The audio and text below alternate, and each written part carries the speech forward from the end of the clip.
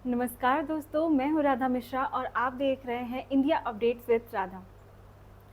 आज हम चर्चा करने जा रहे हैं कि क्या ईरान सच में न्यूक्लियर हथियार बना रहा है, आईएईए की क्या चिंता है और दुनिया का क्या डर है। दोस्तों, इंटरनेशनल एटॉमिक एनर्जी एजेंसी यानी आईएईए के प्रमुख राफेल ग्रोसी ने एक बार फिर ईरान के न्यूक्लियर प्रोग्राम को लेकर गंभीर चिंता जताई है। उनका कहना है कि अगर ईरान पूरी पारदर्शिता नहीं दिखाता और अंतर्राष्ट्रीय निरीक्षकों को पूरी पहुंच नहीं देता तो यह सत्यापित करना बेहद मुश्किल हो जाता है कि क्या ईरान वास्तव में कर क्या रहा है।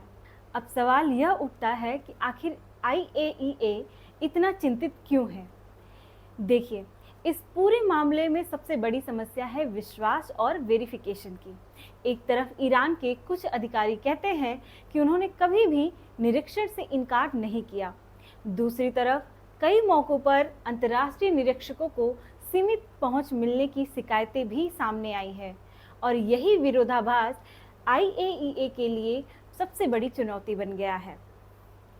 दूसरा बड़ा मुद्दा यह है कि ईरान के पास मौजूद हाईली एनरिच्ड यूरेनियम का स्टॉक। विभिन्न अंतर्राष्ट्रीय रिपोर्ट के अनुसार ईरान के पास बड़ी मात्रा में 60% तक समृद्ध यूरेनियम मौजूद है। विशेषज्ञों का मानना है कि यह स्तर सामान्य नागरिक परमाणु ऊर्जा कार्यक्रमों की ज़रूरत से काफ़ी अधिक है, जिसके कारण अंतर्राष्ट्रीय समुदाय की चिंताएं बढ़ जाती हैं। हालांकि यह स्पष्ट रूप से साबित नहीं हुआ है कि ईरान ने परमाणु हथियार बना लिया है या वह निश्चित रूप से ऐसा करेगा, लेकिन कई सुरक्षा विशेषज्ञों का तर्क है यदि किसी देश के पास उस स्तर का संवर्धित यूरेनियम, मिसाइल तकनीक और आवश्यक तकनीकी क्षमता मौजूद हो तो भविष्य में हथियार निर्माण की संभावना को पूरी तरह नज़रअंदाज नहीं किया जा सकता। और यहीं पर बैलिस्टिक मिसाइलों का भी मुद्दा सामने आता है। किसी भी संभावित परमाणु कार्यक्रम में सिर्फ हथियार बनाना ही पर्याप्त नहीं होता, बल्कि उसे लक्ष्य तक पहुंचाने की क्षमता भी महत्वपूर्ण होती है। इसी वजह से ईरान के मिसाइल कार्यक्रम पर भी लगातार अंतर्राष्ट्रीय निगरानी बनी हुई है।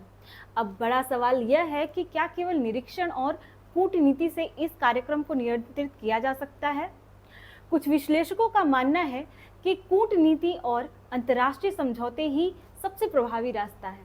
वहीं दूसरे विशेषज्ञों का तर्क है कि यदि किसी देश के रणनीतिक रूप से कोई निर्णय ले लिया गया हो तो केवल निरीक्षण पर्याप्त नहीं हो सकते।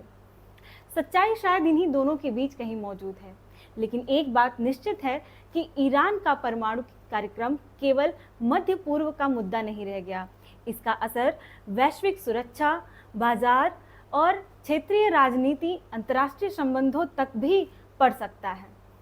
आने वाले वर्षों में यह देखना बेहद महत्वपूर्ण होगा कि ईरान, आईएईए और विश्व शक्तियां इस मुद्दे को किस दिशा में लेकर जाती हैं।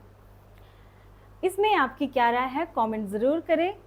वीडियो पसंद आया हो तो लाइक करें, चैनल को सब्सक्राइब करें और बेल आइकन दबाना बिल्कुल ना भूलें। Thank you.